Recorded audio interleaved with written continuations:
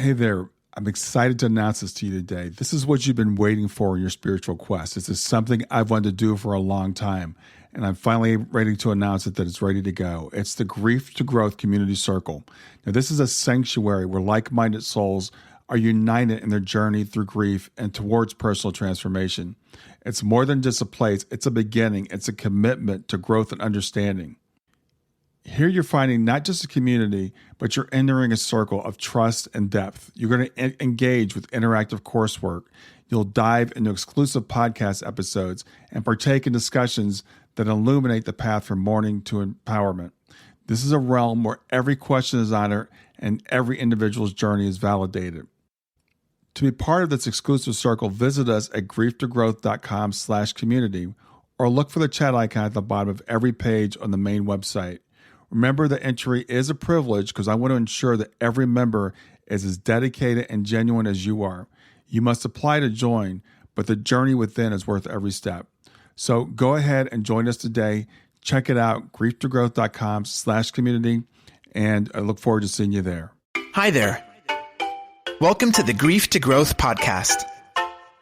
Your host is Brian Smith, spiritual seeker, grief survivor, and life coach.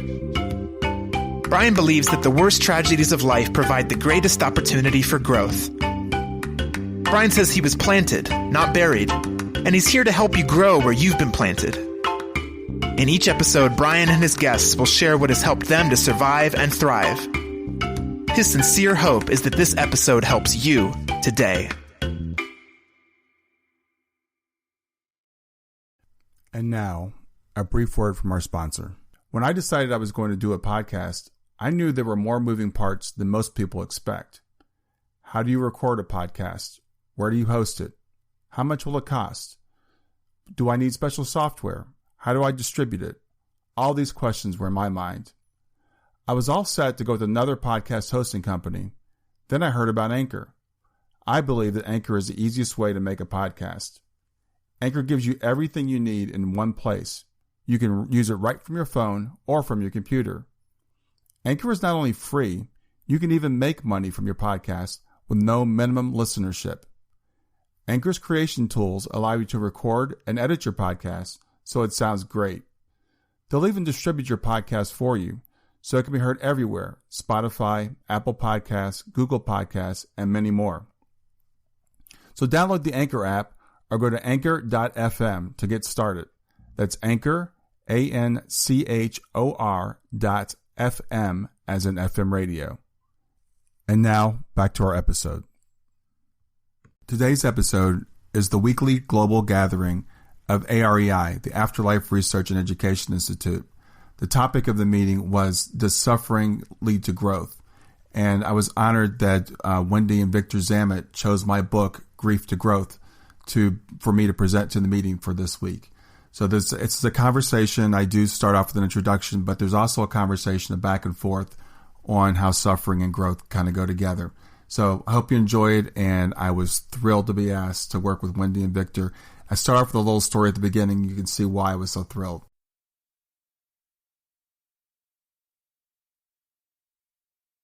First of all, I want to say it's an absolute honor to be here, to be with you guys today. Start to tell a little story. I had a reading with Susanne Wilson. The first reading I had was about 3 years ago, probably 3.5 years ago, probably. And she said, I somehow see you working with Victor Zammit. Do you know Victor? And I was like, of course I knew who Victor was, but never imagined that, I might someday actually be, working with Victor and Wendy. So Susanne Wilson's a pretty amazing meeting to come up with that. But just to tell you guys a little bit about myself, again, my name is Brian Smith. I live just outside of Cincinnati, Ohio. And I'll start with the passing of my daughter, Shana Elaine, who passed on June 24th of 2015. Shana was a 15-year-old girl. She was relatively healthy. She had no life-threatening conditions that we knew about. And the morning of Wednesday, June 24th, Shana simply didn't wake up. We went to her room to get her up and couldn't get her up. So that obviously was a shock and devastating to us. And I went on a search after that to figure out, first of all, how do I survive this? That's the first thing when, something like this happens to your daughter, is just, am I going to be able to get through the next day, the next minute sometimes? So it was a matter of survival for those first few months and weeks, and managed to get by with that. And then a whole series of synchronicities began to happen. Someone emailed me and said, why don't you reach out to Mark Ireland, who was one of the co-founders of Helping Parents Heal. And Mark had written a couple of books after his son Brandon had passed away. So I reached out to Mark, and Mark and I exchanged a couple of emails. Mark was gracious enough to send me both of his books. I read those books. They helped me tremendously. And that's why I got kind of acquainted with Helping Parents Heal. So the girls, and Twana and I or my wife Ty, we used to go on vacations. The girls loved the ocean. So we would usually go to the beach during the summers.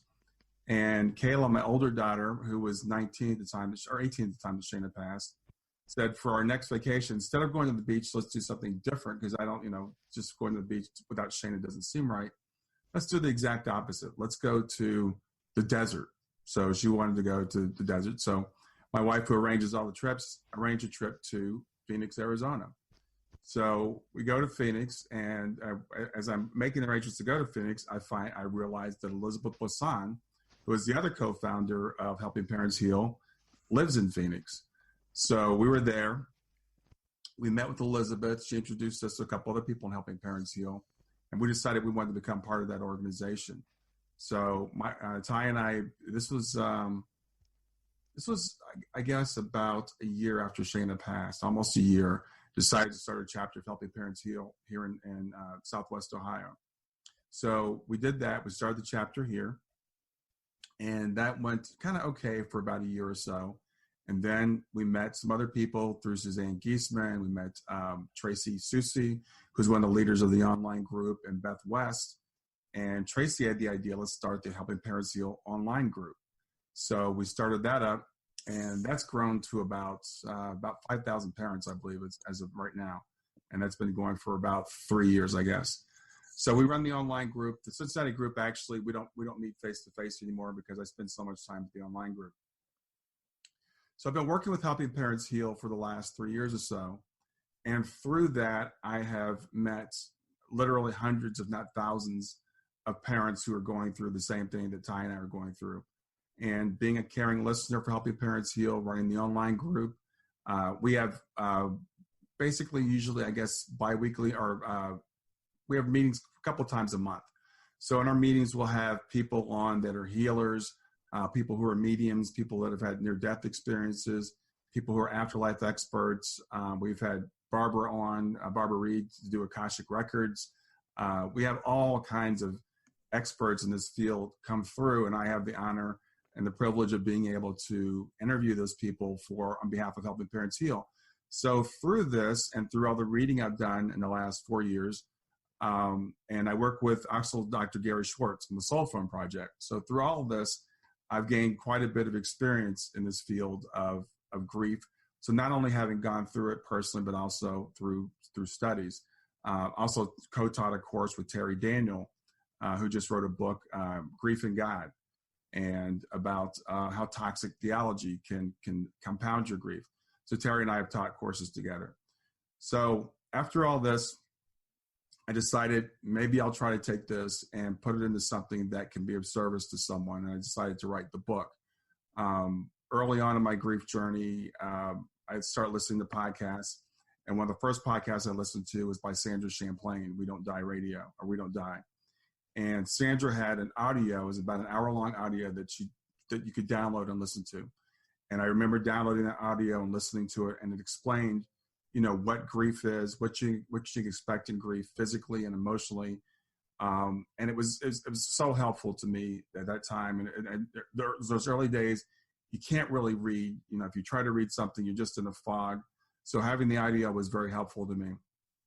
And I remember Ty and I lying on the bed and listening to the audio together. So I decided, let me see if I can do something similar, but I wanted to expand on not just what grief is, but how do we cope with grief? And what is the purpose of all this? So that's when I decided to write Grief to Growth, that became the book. And I really wanted it to be a very short, very simple, to the point, handbook on what to expect when you're grieving, how to deal with the grief, and basically how to get through it, and some techniques, because my whole perspective is from the fact of the continuation of life. I mean, for me, the only way I can get through my grief is by knowing that my daughter is still with me, that I will see her again. And Shana actually drives everything that I do. And Shana's come through several mediums and said, Daddy, you got to write the book. Daddy, you got to do the website. Daddy, you got to do more. So everything I do is for her. So backtracking a little bit, about 5 days after Shana passed, I started a blog. I don't even know why I started it, but I started a blog on her behalf, basically. So it's kind of an open diary just to kind of, kind of document my grief journey. So I was planning on turning that into a book, and that actually has not happened yet. This book kind of came about in the meanwhile. And then about, 3 or 4 months ago, I decided to start my life coaching and grief partnering practice. So I've got the website up, and I'm doing that to try to reach out to more people. So that's kind of the journey in a nutshell, over the last 4 years or so. The reception for the book so far has been really good. I'm extremely pleased with it. The reception, I'm pleased with the fact that the book seems to be really helping people. I'm hoping it'll be like a handbook that people can, quickly read, something that you can give to someone that's in grief, and that it'll be of service. It's interesting because we had someone come into our home right after Shana passed, and she was extremely, extremely helpful. I mean, it really helped us get through those early days. But I remember one thing she said to me specifically. She said, when people use euphemisms, I've realized they haven't accepted the fact that the person has died. And when they can finally start using the word dead, that's when I know that they've accepted the fact that the person has died. You'll find rarely will I use the word died or dead. I do accept the fact that Shana's body died. Shana's body stopped functioning, but the grief counseling that I do, and my belief is based on the continuing bonds approach, which is a relatively new approach in grief counseling. It was the kind of get over it thing, the separation. And at best, even with my Christian background, my Christian faith is either the dead are asleep or they're way off in heaven somewhere. They have no knowledge of us. We can have no knowledge of them. There is to be no communication. And I have seen personally in the last 4 years how much this continuing bonds thing really helps people, especially parents that I deal with, to be able to contact their loved ones, to know that they're still with us, that they're still involved with us, that we will physically see them again once we close these eyes and open our eyes on the other side. But so I think it's very important to have this type of work out there for people, because I know it's more effective. There have been studies that have shown that one medium reading can be more effective than several years of traditional counseling. Now, I went to a grief counselor 3 times after Shana passed, but I was fortunate enough, because of the studies that I had done on near-death experience, etc., I never doubted that Shana was still with me. I never doubted that Shana, I wouldn't say I knew she was with me. I knew she continued to exist. I didn't really know how close that she was going to remain with me.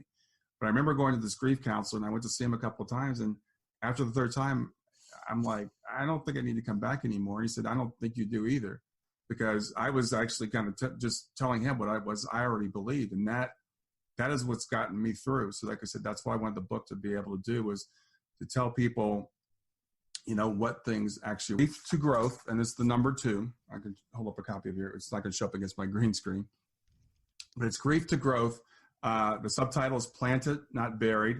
And it's How to Survive and Thrive After Life's Greatest Challenges. It's available on Amazon. It's available in Kindle format, and it's available in paper book. Ironically, I wanted to make this an audiobook, and the audiobook is taking the longest to get approved. So I'm hoping it's going to be available in audiobook within the next week or 2. But it is available on Amazon, as I said, in both ebook format and in paperback. Much for your efforts to change the paradigm, because I think it's timely. And the nutshell for me is that I lost a love of my 2 years ago, crossing highway. He was killed instantly when he was hit by a car, and I went to, all the pressure was go to either the priest or the traditional grief counselor, neither of which felt like a fairy tale for me, that Scott was above a cloud somewhere in heaven. It wasn't solving my pain. And my visits to mediums were the thing that gave me perspective. And I love planted, not buried. I think that's awesome. And that the paradigm for me was changed when I realized, I'm a scientist by training, so I definitely wanted proof, but with, even if it's empirical evidence, any scientist, if there's enough empirical evidence, will acknowledge that there is some premise to this. And so I've been given proof, but the traditional model leaves something missing. And so the way I distinguish it is, people would say to me, it's time to move on. Yes. That's gone, it's time to move on. And what I came to understand is that I was unwilling to move on, but I was willing to move forward. And once I understood that I could move forward with him rather than move on without him, I still have a relationship with him. We speak a different language, and it is a different type of relationship. But because I know that I can have a continued relationship with him and I can move forward with him, that has enabled me to move past grief to, okay, this is the next adventure. Yeah, exactly. And I like the language that you said, and that's the language that I use. And I've said that to several people, the exact same thing. I am not willing to move on. I am not willing to put Shana in my past and to say, okay, that's over. And then every day that goes on, I get one day farther away from her. Like she just stopped there. Actually, the analogy I look and the way I have it in my head is, we were walking along the road back home because we're all going home, and Shana ran ahead, which is just like Shana. So Shana ran ahead, and she's there waiting for me. But in another sense, as you said, I can still have a continuing relationship, but every day I look at it as I'm one day closer to seeing her again. And that's what I wanted the perspective of the book to be for people. If you think that this person is just gone, they just disappeared, and you're never going to see them again, then you're going to really struggle with your grief.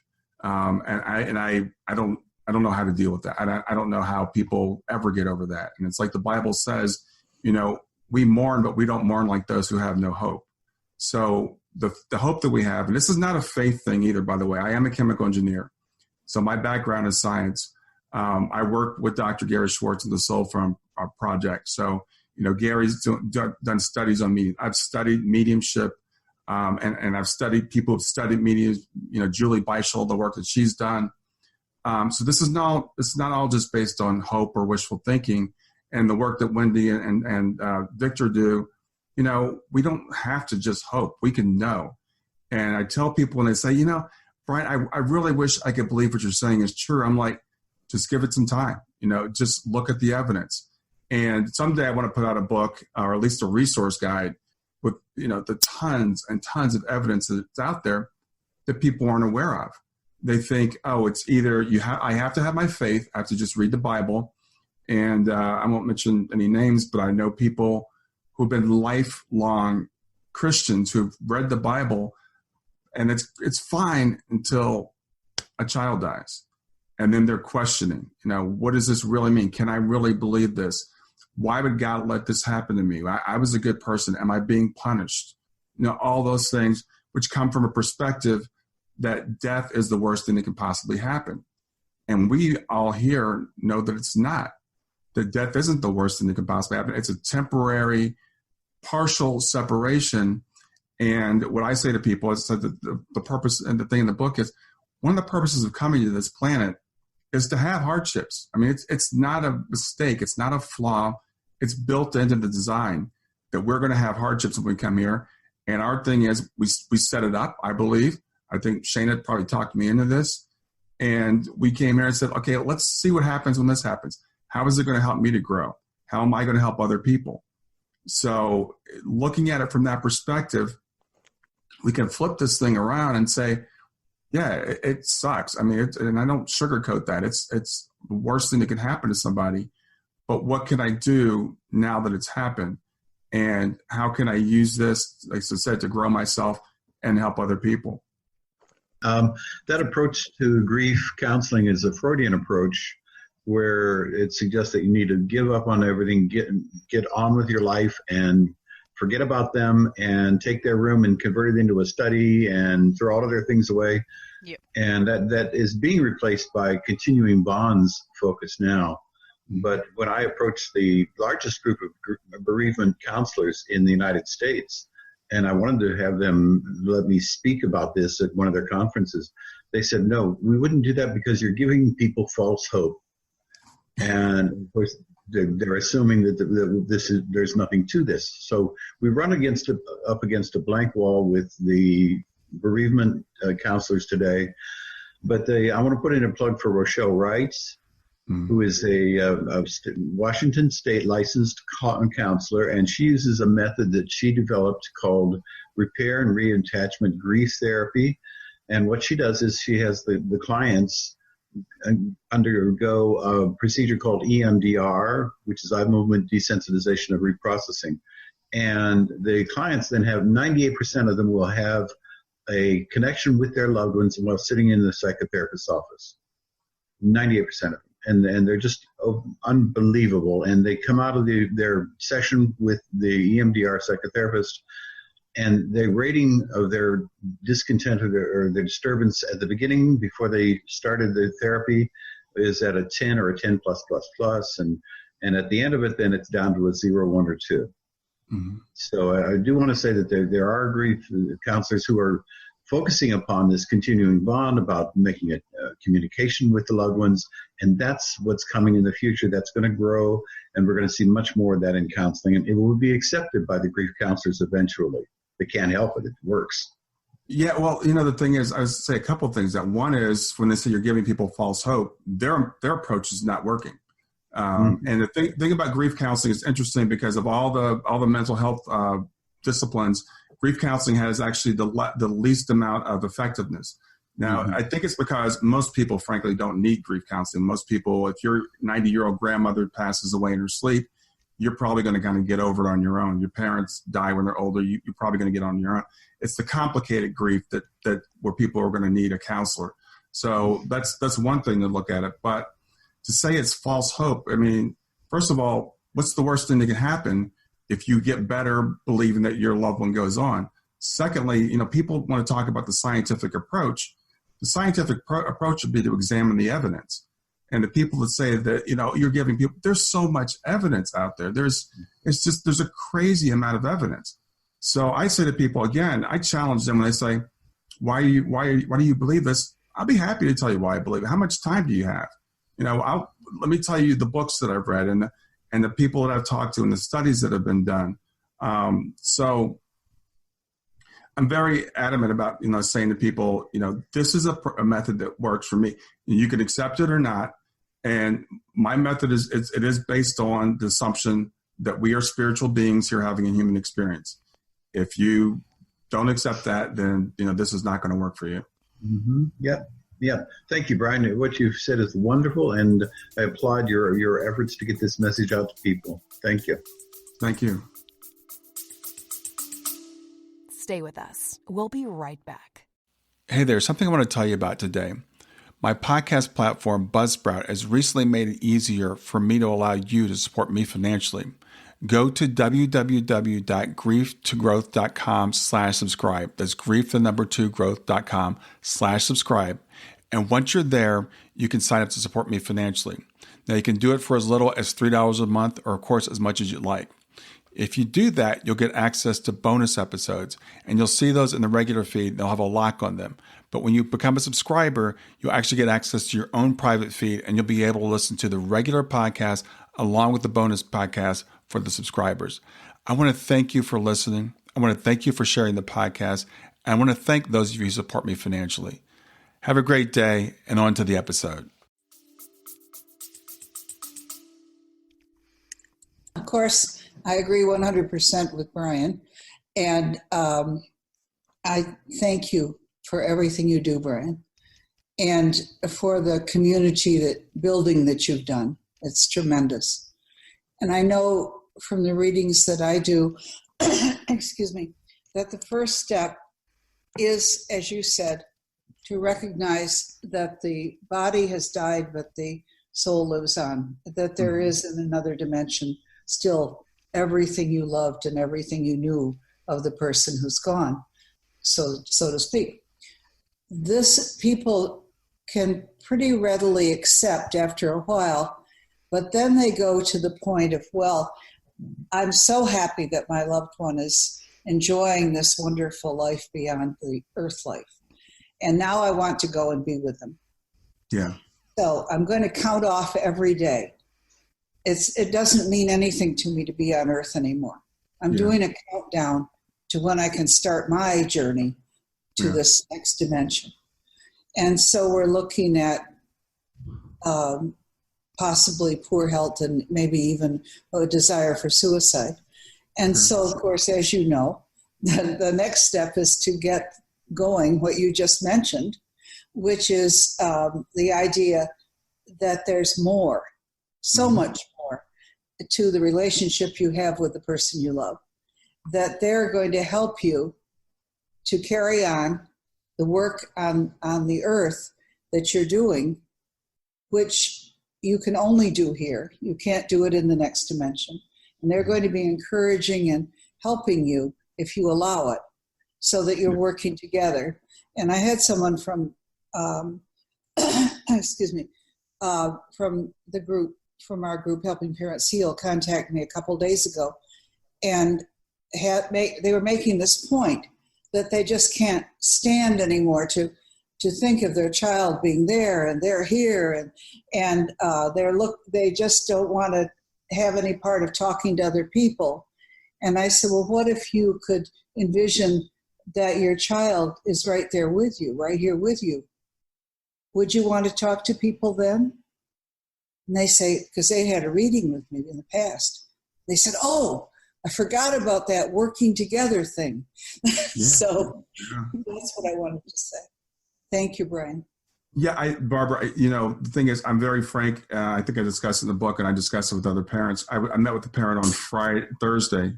She was in town, and we sat down, and she said, have you ever thought of suicide? Have you ever thought that you don't want to be here anymore? And the frank answer is yes, I have thought I don't want to be here anymore. And I remember several years ago, or right after Shana passed, I was listening to a podcast, and Donna Visaki was on, and her book is I'll Meet You at the Base of the Mountain. And she talks about seeing a bus coming down the street, and she actually took a step off the curb to step in front of the bus. And I think I would guess most parents, I've talked to hundreds of them, I would say most parents have had that feeling or that thought at some point. Two things. One is I have another daughter and my wife that are here. So I couldn't do that to them. Secondly, as you said, Shana is going to be, she's going to hold me accountable, right? So if I show up there and I haven't taken care of myself or haven't done my job, I'm going to hear it from her. So but that's a process to get to that point where I could say, yeah, I can, the first few days, I didn't want to look forward to one more day, let alone when people would say, well, 10 or 15 years or something. I'm like, don't talk to me about 10 or 15 years. But as I've gotten more purpose from this, it's made it more, I look forward to the work that I can do while I'm here. So however long I'm going to be here, I'm going to do everything I can do while I'm here. What Karen said, I think we have a lot in common. As I said, for myself, I needed to, like I said, I'm an engineer. I'm an analytical kind of person. I'm like, I grew up with faith and I kind of believed it, but I also grew up with a God that was angry all the time and made me a sinner and wanted to throw me in hell. So when I rejected that, I was like, okay, what else did they tell me that's not true? So for me, it's a matter of I had to do the research and find out scientifically and experientially, all the people that have had NDEs. I mean, there's got to be something to that. And I love veridical NDEs. I love people that have experience out of body that can tell you what happened while they were out. But there is, and I appreciate, Karen, you admitting the suicides and the despair that can come from this, even when you do feel like that, you've got that person on the other side. And Barbara touched on that. So that's why we have to tell people, you still have a purpose. You still have a reason to be here. It's not just You can't just bypass it. I use the analogy of college graduation. I'm looking forward to death the way I look forward to graduating from college.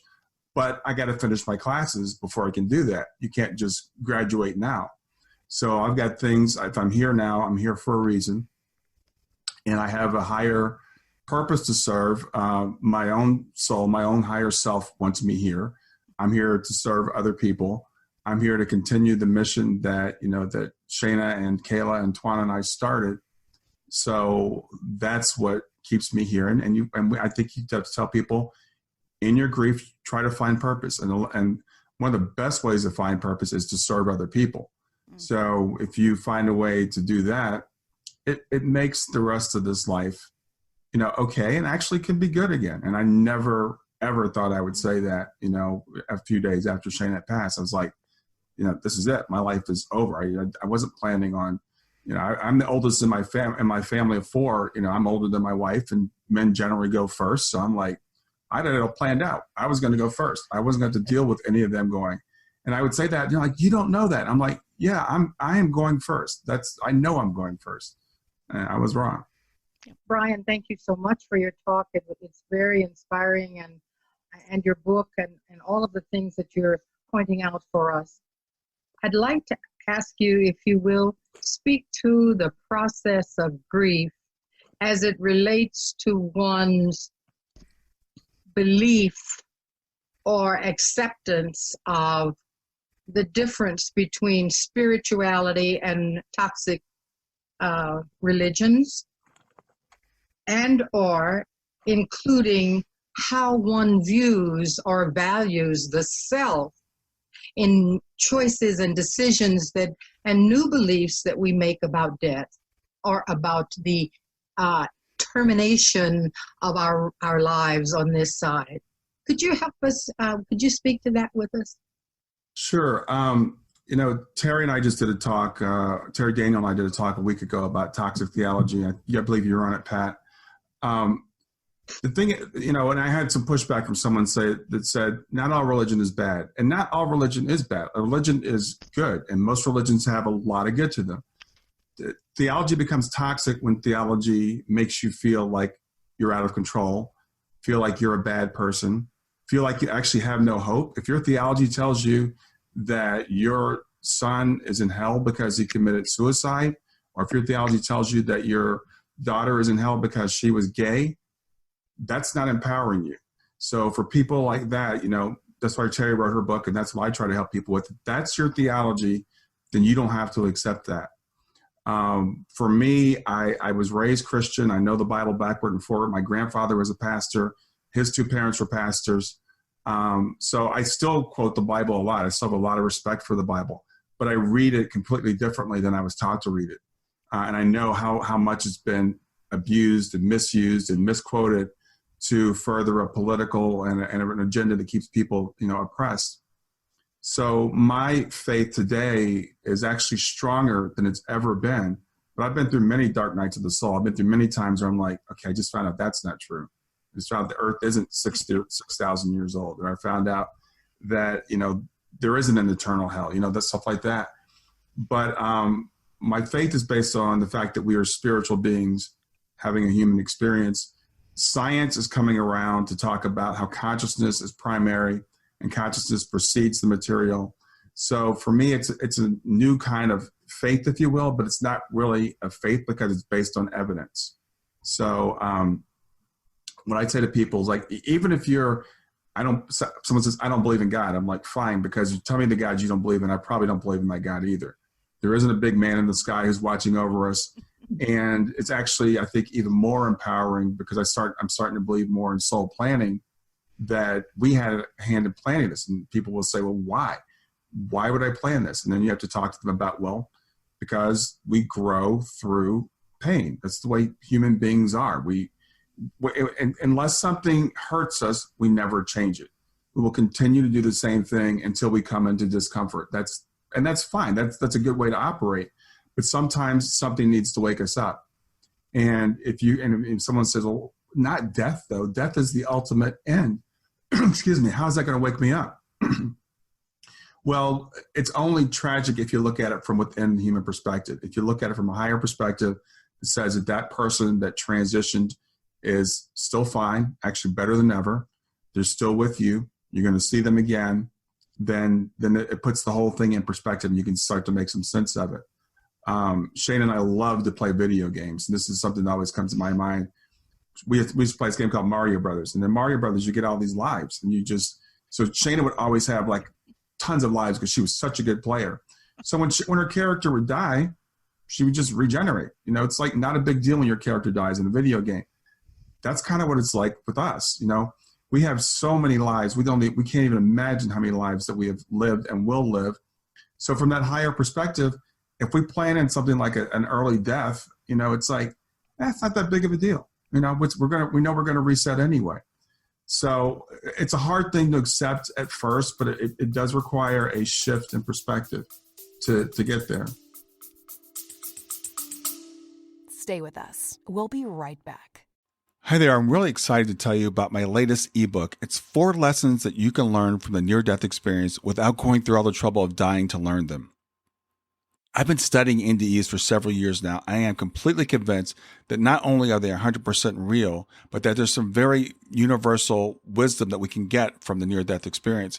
And I've distilled that down in this book into 4 short lessons. And I've also given you all the reasons why I believe that NDEs are absolutely real.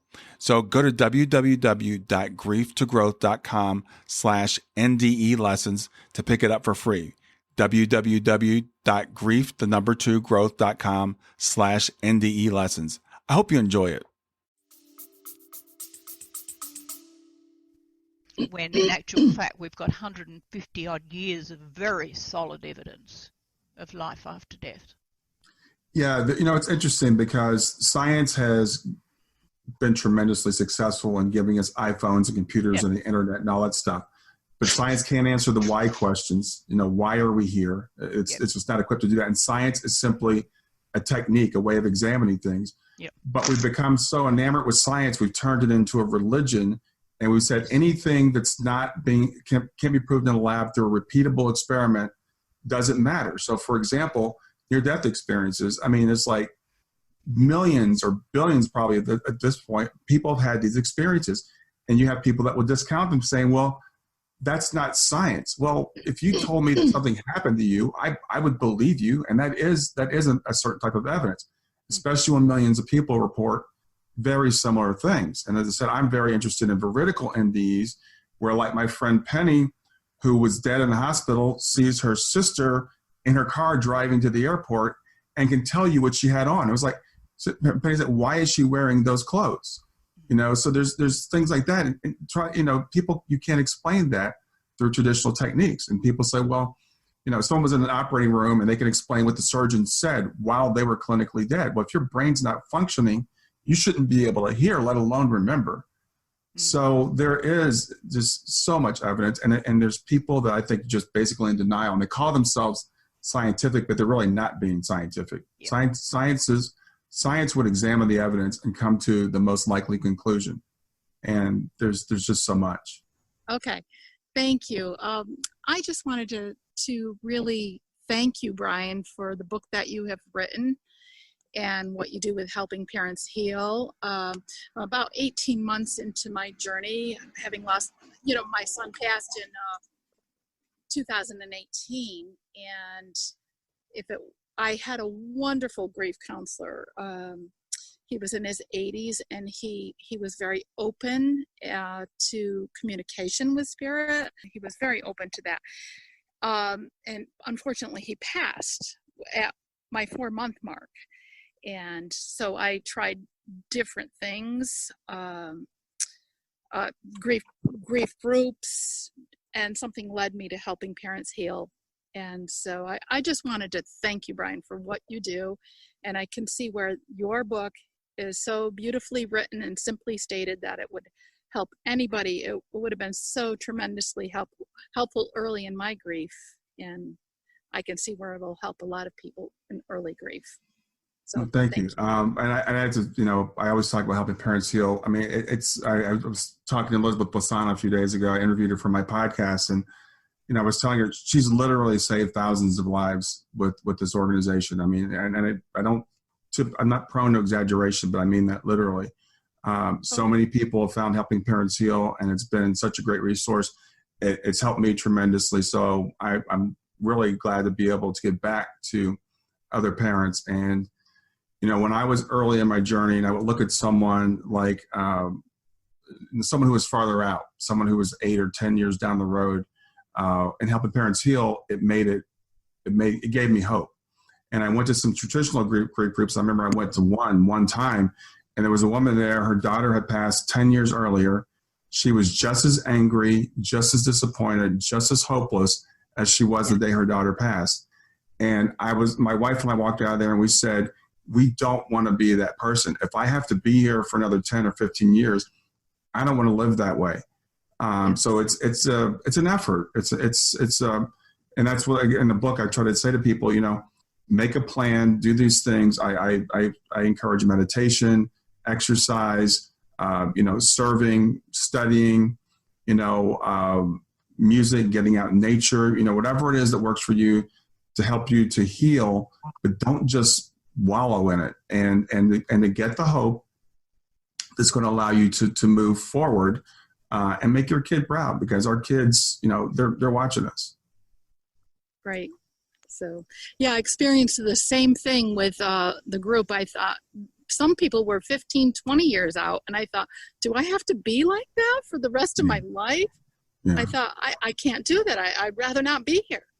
Exactly. Yeah, exactly. Yeah.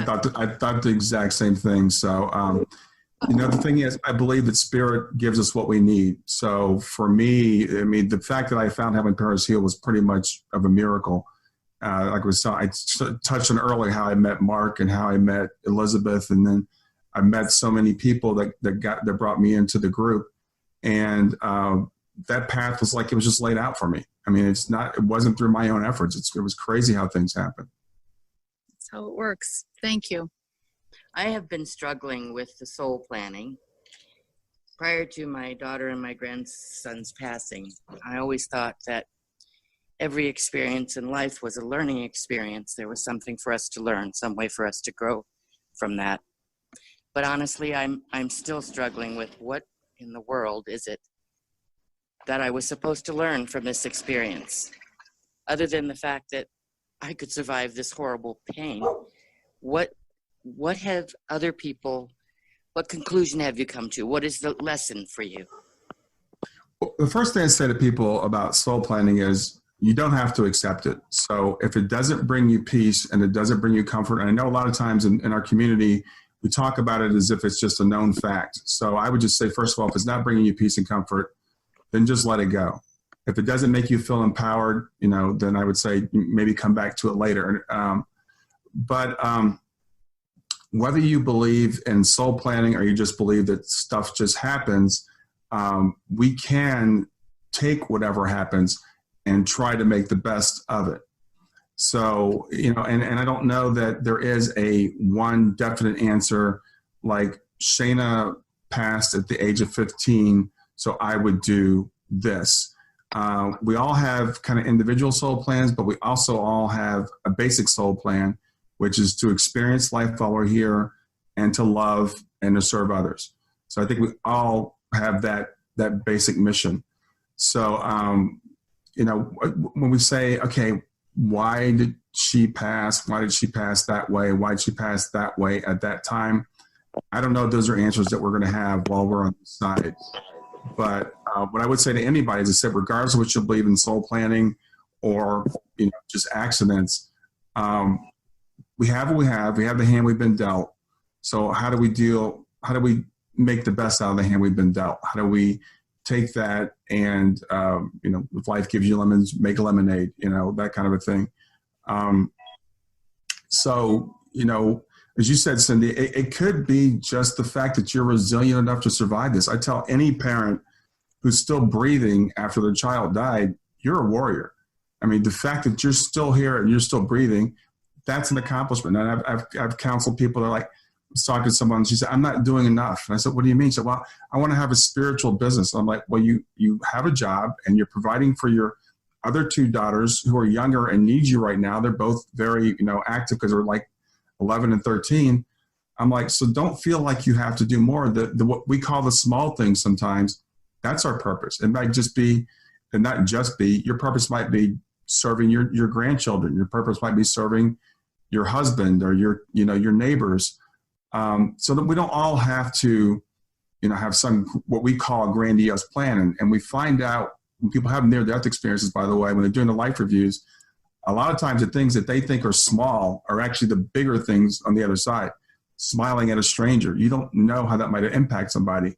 Saying a kind word to somebody, you might have prevented that person from killing themselves, and you may never know it till you're on the other side. So I would say, Cindy, as I said, the soul planning thing is a hard thing. Not everybody's in agreement with how much is planned. Are there any accidents? Who does the planning? Do we have a council? Do we have a contract? So I try not to get caught up in all those details. I think that whatever happens, it can be for the best. I think the universe is in synchronicity. And I trust that when, quote, bad things happen, that there's a reason for it. Thank you. Can I speak to that too? This is Ty. Yes, please. Okay. I too had a hard time accepting that this was soul planned and this was our path. But after 4 years now, I am feeling like this is the path that Brian, Shana, Kayla, and I chose and that we're walking through. And one of the things that helped me come to start to accept that this was soul planned is I kept thinking to myself, we're good people, we're decent people. How could something so horrible happen to us? Like, who is hating us, or, why does the universe, why is the universe after us? Why is God after us? But I've slowly come to realize that the universe is not after us, that the universe is really working in our favor, and we're not bad people. And that, to me, it just seems to make sense that this is something that we planned and something that we knew we could get through and that we could help others through. And I feel like, I'm not looking for some major, this is what you're supposed to do or whatever. I feel like Brian said, that my role right now is support for Brian and the work that he's doing and the help that he's providing others, and the support to our daughter Kayla, who will start grad school in the fall. She's going into mental health counseling. And at this point in time, I've accepted my role in why this happened as supporting the people in my family and walking out what I feel like is their life's purpose. And through that, I think this is why this was meant to be for us right now. Your presence years down the track of such a horrific thing as losing a child or having a child transition can just be enough in itself to help someone else to say, well, they were really close and she's still going. Exactly. Maybe you do get through that. Maybe you just, I don't know how she does it, but they see you in the community and they, well, I don't know how she does that, but she does. Yeah. And that gives people a model, a role model that you can get through it. I come from a family where my grandfather died 4 days after the burial of his firstborn son. So when we stand tall, we break down old values. We break down old training when we stand tall and show that you can survive and thrive. Yeah, that's a really good point, Karen. And I don't think I mentioned that. Yeah, just being a witness, just surviving. You don't know how many people that you might encourage to get through those early days. Yep. I have one brief comment. I want to say thank you to Ty. I loved what she said. She, as a divine creation, and with free will is able to sort out the path that she should be taking. I think it's so easy to stay in that old way of teaching and religion, because I was born and raised Catholic, and I could have easily just sunk back into how I used to feel years ago. I've done something bad. Why, I caused this to happen or whatever. And I don't believe that. I believe that, the universe, God, spirit is always working in my favor and for me. And I accept that this is my path.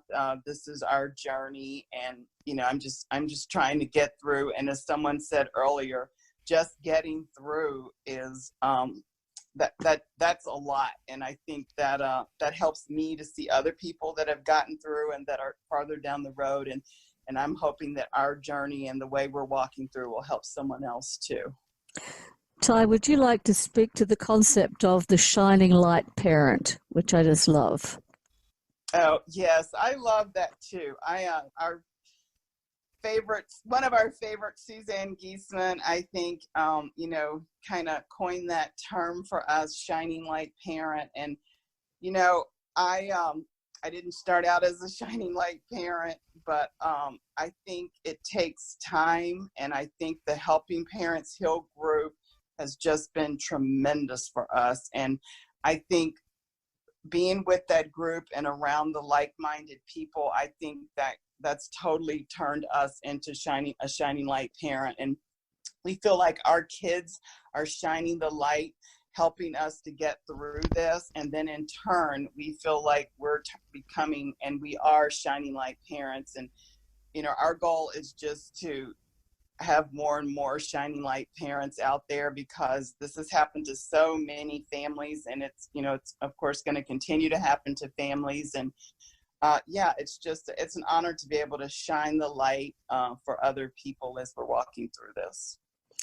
Well, thank you so much for everything that you're doing. That's really wonderful, Ty. And I know that it's a team effort. The four of you have formed such a tight team and all supporting each other, and it's just wonderful. I wonder if you'd share with us some of the signs that you have had personally from Shana. For me, I've only had two what I would call visitations for Shana, possibly 3 visitations for Shana, but Shana loved animals, and her goal was to go to her dad's college, Brian's college, OSU, to become a veterinarian. And so I feel that I get my most and biggest signs from Shana in nature. And I constantly ask her for signs, and I get cardinals all the time. We get hummingbirds. And just yesterday, someone left a little cardinal on our porch, and I believe that those types of things are driven and led by Shana.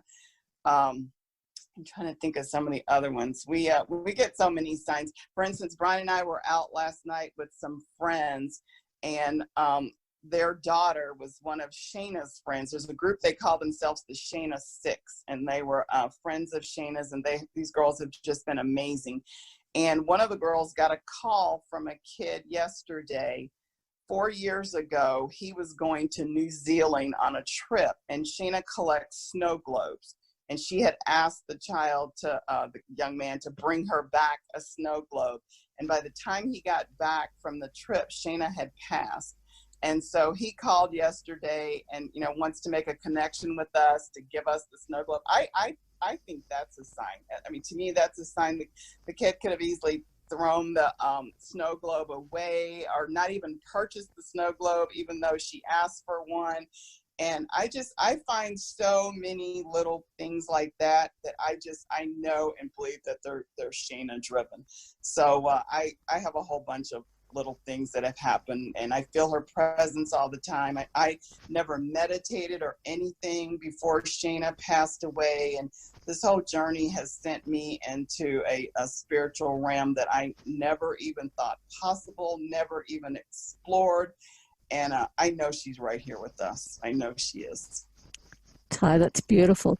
Brian, just before we go, could you share the story of the butterfly? I will. I do want to say one thing. If you want to see some of the signs, if you go to www.shanaelaine.com, and I'll type that in. It's SHAYNAELAYNE.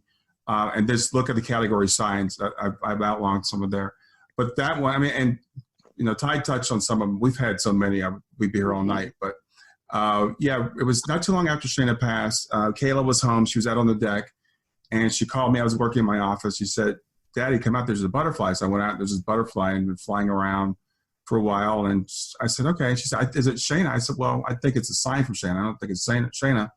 So, the butterfly was flying around and just kept looping around and coming back to the deck. And so I came back in my office and was working. And Kayla texted me again, like 15 or 20 minutes later. So I went out there. I'm like, "What's going on?" She said, "The butterfly is still here." And it sat like on a chair, like right where Kayla was. And she actually was able to reach out and touch the butterfly. So that was, sometimes things like that are unusual animal behavior. But Shana likes to, she likes to mess with electronics. So she's done things with my phone. She's done things with my computer. She's done things with lights. She would actually, now I think about it, she stopped doing it. She was turning the fan on in our bedroom all the time. We have a ceiling fan, and she would just turn that on, and lights would come on, like randomly. So she's been very, very active. And then she does things through mediums. She does drop-ins with mediums. And Suzanne Giesman has called us and said, I just gave you one. She called up and said, we have this thing called a happy thought bubble. And it's this little glass, like Christmas ornament type of thing. It hangs in our kitchen, and it's purple. So Suzanne one time says, "I'm getting this image from Shana. It looks kind of like this thing. I forget what she called it, but something that a Christmas ornament." No, but she called it the image that she had shown us was it was a spiritual sign. But anyway, she said it looks kind of like a Christmas ornament. It's shiny and stuff. I think it's purple. And we said, "Yeah, that's our happy thought bubble." So we sent her a picture. Then a few weeks later, Suzanne calls back and she says, "Is there a crack in the happy thought bubble?" And we're like, "No, not that I'm aware of. I don't think it's cracked." So I take it down from where it is, and on the very top of the bubble, there's a hairline crack that we had never noticed before. And so Shana had dropped in on Suzanne and given her, and then there's been several drop-ins with Shana and Suzanne that are just pretty amazing. So those are just a couple of the things that she's done and continues to do. Brian and Ty, and thank you very much for sharing your journey and the tools that you've subsequently come to write in a book for people. I haven't read it as of yet. My table's groaning with books to read, but I will get round to it one day, and I take on board what the lady said, that it is a very helpful book. So well done. Thank you very much for coming along today, to the both of you, and to your two girls who obviously are not physically there at the moment. It was a great talk. Thank you. Brian, that was wonderful. Thank you very much for that. Thank you for your mission in this life. Part of what your plan is to bring this message to people, and you're doing it very well. And that's something that's just going to help to change people's lives, because we have such a great message and you deliver it very well. So I want to thank you very much for coming, and look forward to having more correspondence with you. Thanks. I appreciate it. And I just want to say real quickly, again, I touched on this at the beginning, it's an honor to be working with you guys. I met Wendy and Victor at the AREI. I met Craig at the AREI. So this is like a dream come true for me to be working with you guys. So I appreciate it. Well, we're absolutely thrilled to be in partnership with you, Brian, because you're just taking it to places that we can't go. So thank you for all you and Ty are doing. It's just lovely to see the whole of your family, Kayla, being involved as well. The four of you is just such a powerful, powerful presence, and helping so many people. So thank you very much, Ty. I have some idea of just how important your influence is in just holding this all together too. Oh, thank you, Wendy. Well, that's it for another episode of Grief to Growth. This is your host, Brian Smith. I want to thank you for joining me today. I hope you enjoyed today's episode. Feel free to reach out to me anytime at www.grieftogrowth.com. That's www.grief2growth.com. And you may know I am a life coach and grief partner. So if you'd like to schedule a free half-hour consultation and see how we might work together, you can do that on my website at grief2growth.com. Thanks a lot and have a wonderful day. Hi there. I hope you enjoyed this latest episode of the podcast, and I'd love to hear your thoughts. What questions came up for you? What did you like about it? What didn't you like about it? I invite you to visit us at grief2growth.circle.so. That's grief2growth.circle.so to continue the conversation with me and with other listeners. It's a space to sound off, to share reactions, and to go deeper into the topics from the show. I look forward to chatting more, and I hope to see you there.